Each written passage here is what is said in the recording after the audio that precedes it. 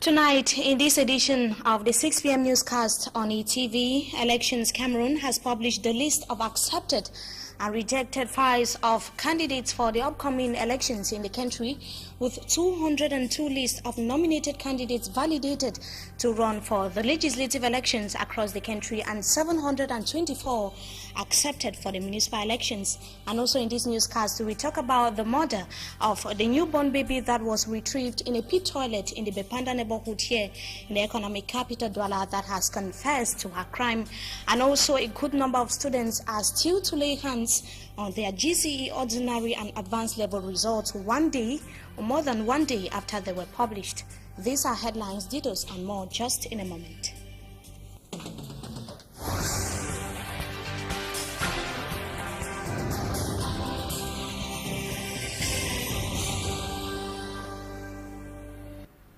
Good evening to you viewers. Welcome to join us in this edition of the 6 p.m. newscast on Equinox Television. We open this edition of the news in politics. The Elections Management Body, ELECAM, has published the list of political parties retained for the September 30th municipal and legislative elections. For the legislative elections, out of the 250 nomination papers that were submitted by some 32 political parties, 202 were retained and 38 rejected. For the municipal elections, 724 files were validated out of the 787 and 63 rejected. And now the President of Elections Cameroon made public the list of the various candidates to go in for the municipal and legislative elections. It was in Yaoundé Central region of the country. Let's have the number of validated candidates or the number of validated political parties in the following excerpt with the President of Elections Cameroon, Samuel Fonkamazu. Northwest region. Electoral constituency of Boyo, 2 seats, 4 lists accepted, CPDM, SDF, UDP, and UDP. Special constituency of Bui Center, 2 seats. 2 seats, 2 lists accepted, CPDM, SDF. Bui West, 1 seat, 2 lists accepted, CPDM, SDF. Bui South, 1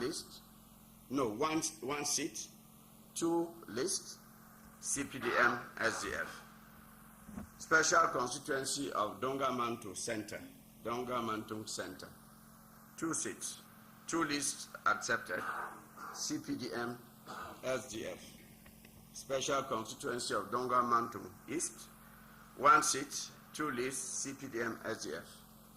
Special constituency of Donga-Mantung West, 1 seat, 2 lists, CPDM, SDF.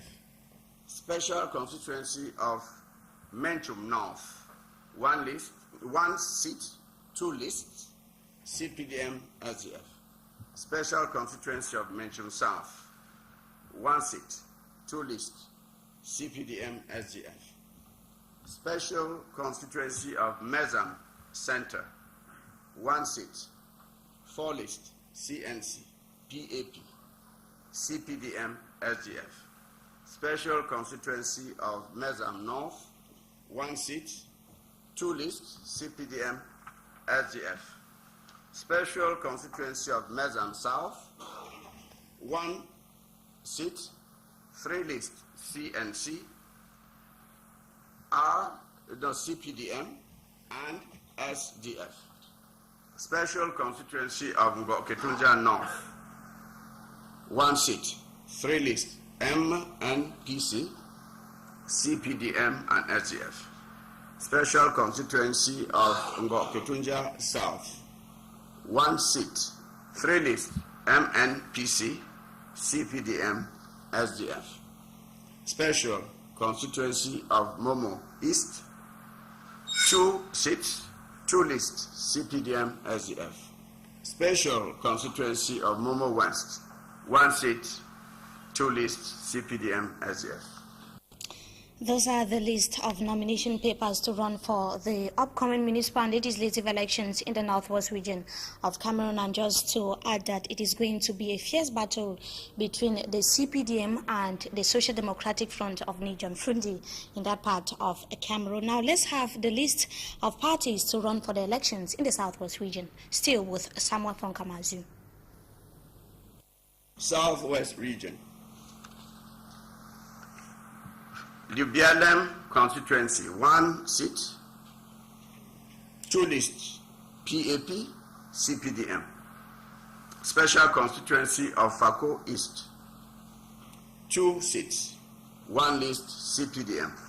Special constituency of Boya Center Urban, 1 seat, 3 lists, PAP, CPDM, SDF.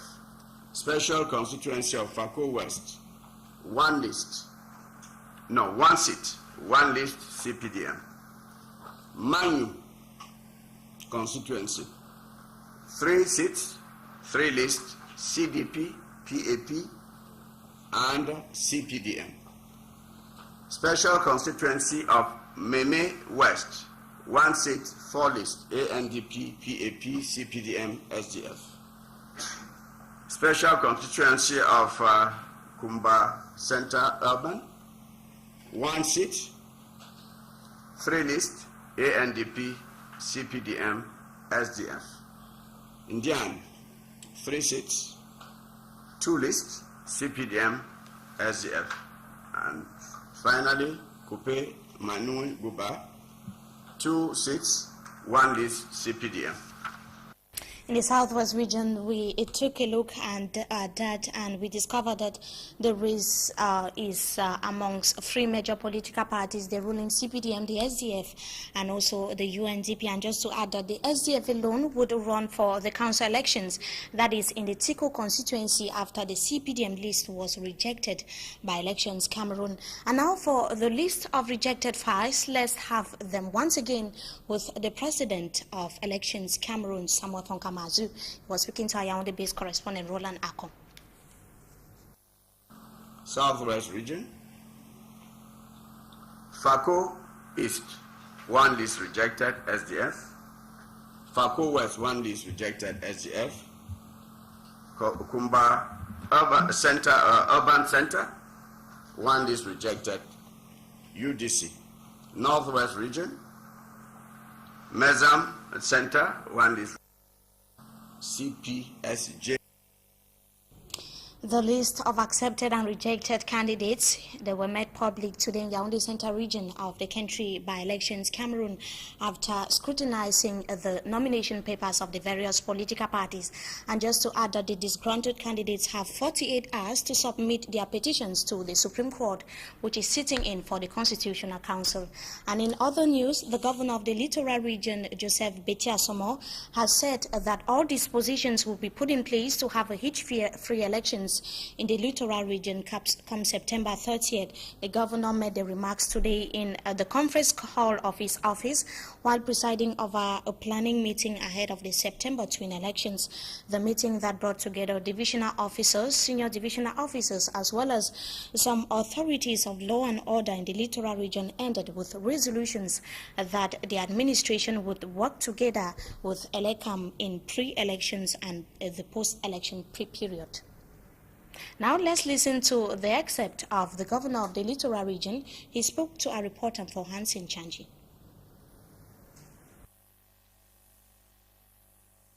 Pour assurer l'accompagnement sécuritaire de l'ensemble du processus. We have as resolutions to put all dispositions to accompany the whole electoral process to assure security during the pre-elections, elections, and post-election period. This means it will not end on September 30, on the day of the elections. It is going to be extended. Des mesures ont été prises déjà pour assurer un accompagnement de l'ELECAM. We shall also accompany ELECAM in the process. We, the governors, divisional officers, senior divisional officers, the forces of law and order, we are at the disposition. Elecam is independent, that we know, but the Electoral Code provides that the administration shall maintain security where and when necessary. We are going to do just that. And just to note that the governor as well also said the political parties vying for posts in the upcoming municipal and legislative elections need to present their calendar of activities during this period to administrative officials, especially during their campaign period. We surely shall be coming back to that in our subsequent newscast. And gendarme officials here in the economic capital Douala, precisely at the Bepanda neighborhood, are currently detaining the woman who dumped her newborn baby in a pit toilet few days ago. A 34-year-old Sama Marie was arrested in the compound where the baby was found after neighbors perceived blood on her. She confessed to her crime and justified her action to security forces that she never wanted her boyfriend to unravel her unfaithfulness to him.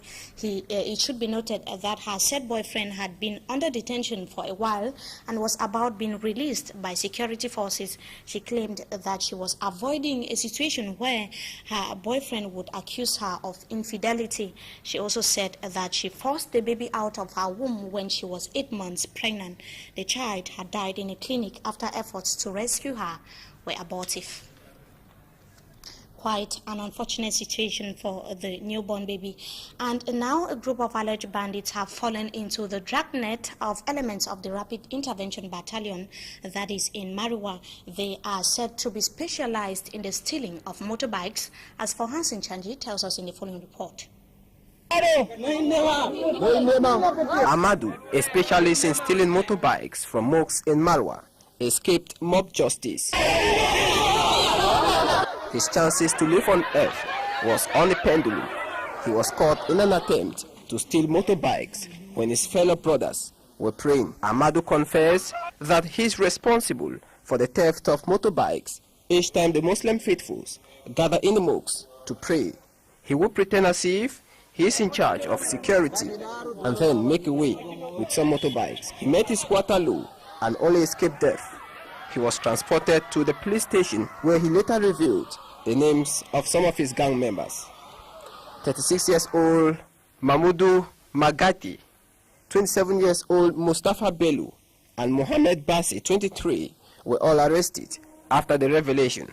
Reports say whenever they steal bikes, they will sell them in Marwa, Niger, Nigeria, and other towns in Cameroon. Like we announced in the headlines, more than 24 hours after the GCE Ordinary and Advanced Level results were published by the General Certificate of Education Board, students are still to lay hands, or some of them are still to lay hands on the results. The results of this year's edition, according to officials of the GCE Board, have witnessed a slight improvement, and according to the statistics for the GCE Ordinary Level, we have 45% as opposed to 42% in the year gone past, that is in 2012. The technical O-level as well is having a 45%, and the technical advanced level with 55%.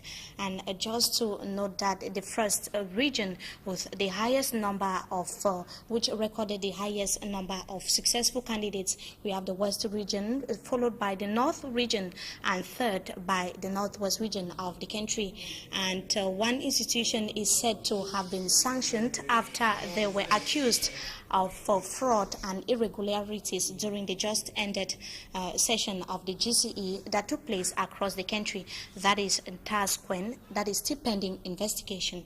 Now we talk something else, precisely on our advertorial page tonight. The newly elected national executives of the Balikumba Development Organization have pledged to work together for the development of the village. They were speaking during their first zonal meeting, which held recently at Dr. Ndewa's Balikumba resident. It was as well an opportunity for the Fund of Bali to launch an appeal to all the youths to join the organization. Details in the following report.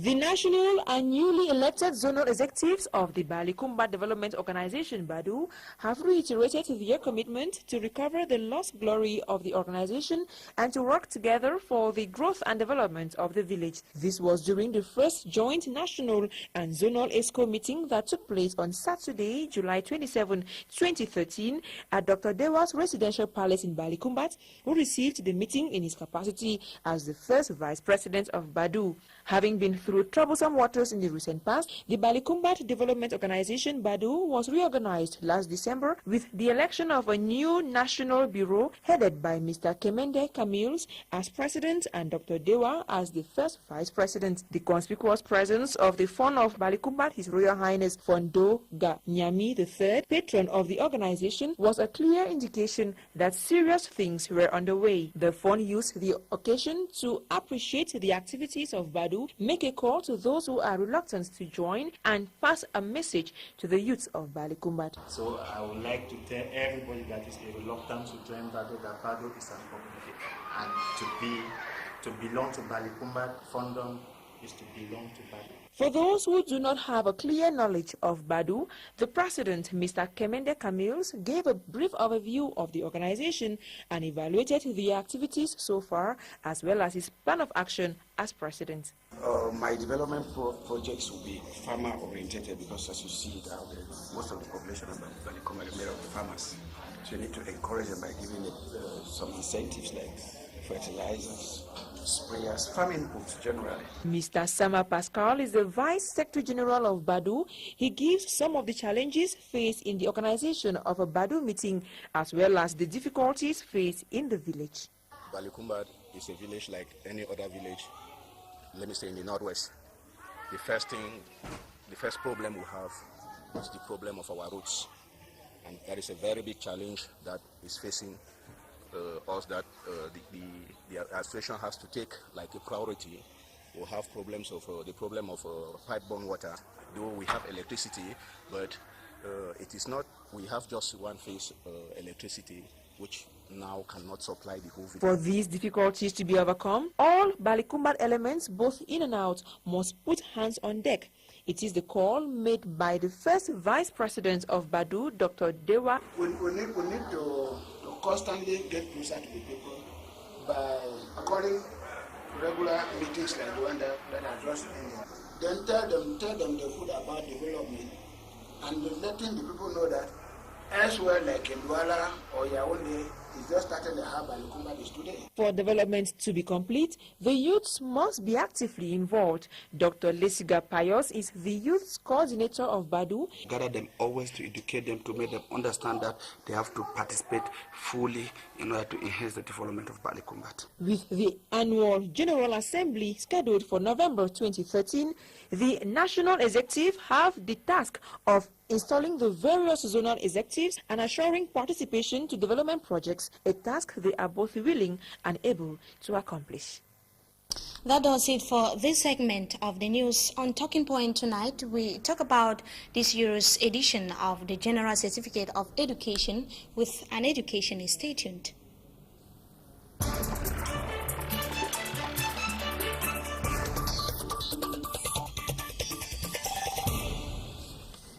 Thank you once again, viewers, for joining us tonight on Talking Point. Like Ella indicated, we are going to be talking about the publication of this year's session or edition of the General Certificate of Education results. So far, many students across the country are still complaining that they are finding difficulties laying hand on the results. Our guest tonight is an educationist. Good evening to you, Mr. Adamu Edward, and thank you so much for joining us tonight.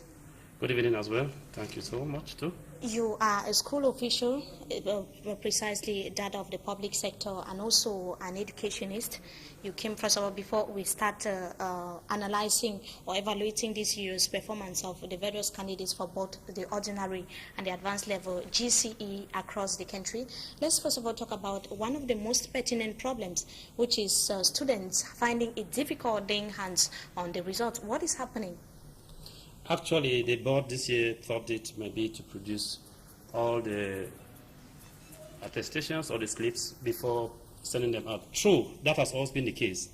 But I think there has been some delay in the sense that Unlike some years that they send them out to the media, to newspapers, so that students, wherever they could, or they could communicate with their brothers in town to get their results. This has not been the case. Apparently, the results were sent to a communication section that seems to be giving information to students. So it's making it quite difficult. I think it's been a weakness because those in the rural areas find it quite difficult to have the information, and they get stressed up. Parents stress, students stress up. I think the board will More have to than think one about day that. after the results were published. This is not what used to happen in the past. We saw newspapers like the Post newspaper, the Eden, they often publish the results barely one day after the results are made public. I don't understand why they should direct it to a particular mobile telephony company, and it's making it difficult for students to have access to the result. Is it not the violation of their rights? I think to a certain extent you are right. It's just that I remember some years back when the results came out, that night it was announced before the following morning, almost all newspapers had it. True, it didn't look very presentable, but it was better because students could get the information. I think the government spends a lot of money on the GC board, and we look forward to seeing them think of the interest of the common man. But if the exclusive right is given to an individual, and on the second day of release of the results, not everybody has access to it, it becomes a problem. I think the board will have to reflect on that again. How would they reflect on that? Up to now, many students are still complaining. I have a couple of relatives as well, friends, that are complaining that they don't know how they can get the results, and they are finding difficulties having access to their results. So what would they do what should they do? I think despite that weakness, that shortcoming, the good thing in this is that all the liaison offices have the booklets already. If you have a relative, delegate to the section that the liaison office that is closest to them, they will get the results. The schools should go there, the school officials should go there. I bet you that about a couple of meetings I came in from Bonaberi because I had to go get the results of my own school. Well, the board will have to think again. I think go back to the old policy of giving out the results to the private media. We say we want to develop the media, we want to develop the country, we must also develop the private sector. If not, I think we will, in one way or the other, be failing. What about some of these enclaved areas that we have in the country? That's what I'm saying. How do they have the results? Actually, what used to happen, and I think it might have been the case this year, but to a lesser extent, is that before the results were released, all these things went to offices that were closest to those enclaved areas. Let me say, if you look at the case of, let's say, Kribi is linked to Littoral, and their liaison office is here in Bonaberi. And if they know that the results are out, like I called a few minutes ago, and they said the results were there, and I went and collected, they would have prepared, since when they got the information yesterday, they would have come to Douala. But I think the board has to go down again to the field, to the grassroots, so that everybody feels at ease. In fact, you can imagine Mimi has stress, a number of parents and students are. So I think the board has to work on that again. The communication tree has to descend right to the roots. Coupled as to whether they have passed the exams or failed, they are still stressed up, laying hands on their results. Now, let's take a look at or evaluate the percentage this year. It has witnessed a slight increase, as the GCE board calls it. For the ordinary level, we see an about 3% or some 2% increase. Yes. With the advanced level, we also see a slight increase as well. What's your evaluation? Well, I think it's been a good session all over. I also think that a number of students are becoming conscious of what is expected of them. Maybe I think the board too has taken a number of measures that have helped in one way or the other. You see, some time ago in our years, you could write the GCE without necessarily writing maths or French that were like our what we call in French bête noire, because we're avoiding those difficult subjects, even though we had to register. But the board has put into place that measure that if you do not write any of these compulsory subjects, you don't have your results. The entire results are withheld. And the implications. And the implications that year of yours is gone. So students are making effort to stay back and write. Those who think that instead of just staying back, why don't I make an effort? So in one way or the other, it's encouraging them to work hard. Also, I want to say that the board too, you see, before this time, private, well, let's say some centers, a lot of things were taken for granted, but the board is sitting up already. You got the number of fake cases or impersonations that happen in the West. The board is sitting up to that, and that one is making students to work hard. It means therefore that if you know you have registered... And a good number of the students have been sanctioned. We see good. A single institution in the Northwest region, yes, their results withheld. Yes, I think the board is getting right down into that. That's why when they send the superintendents on the field, they read their reports and they look at the number of things that occurred. In case of collusion, in course of marking, they always go back to find out how were the papers? Were there any signs of collusion? All of that they do count. Now, students that have passed the ordinary or precisely the advanced level, their thought is, where do I go to from here? Let's just talk about it very fast, yes, because the time is against us. Yes, you know, in fact, that's one of the aspects in which the Ministry of Secondary Education has to come back into. In our days, we had orientation officials that came to the field, told us that after your advanced level, you could either go to INJS, you could go to ENS, or you could pursue your studies in university, which has not been the case of late. I think orientation in the secondary school is not just for them to come and sit in offices. They need to work extremely hard to tell the students that these are the openings that are there for you. So that after the advanced level, a student must have discussed with the father or the mother that mama, after this I think, or daddy, after this I think I would like to do this or that. And these are things that do not happen today. Thank you so much, Mr. Adamu Edworth, and thank you so much for joining us tonight on Talking Point. It's okay, the pleasure has been mine. Thank you very much. An educationist joining us tonight to talk about this year's session or edition of the GCE board after the results were published yesterday by the General Certificate of Education. But we thank you so much, viewers, for having joined us in this edition of the 6 p.m. newscast on ETV. Have a wonderful stay in the company of our programs. Good evening to you once again.